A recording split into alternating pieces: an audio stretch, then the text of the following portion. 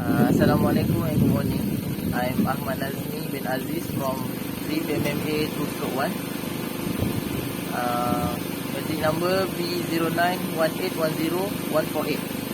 Today for subject BMMA 3543, HVAC for Automotive, I will perform a lab test. Okay, now to answer the first question, that is to identify low pressure port and high pressure port at actual vehicle. Okay, now I will show the answer. Okay, here this one is the small pipe is the high pressure port, and the bigger one is the low pressure port. Okay, next for the second question, to perform a leak check by visual, I will use bubble soap to check whether there is any leakage at the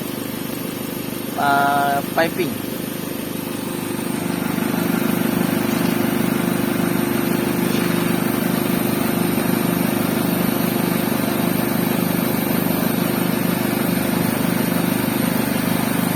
Okay, that is the first part, the first place.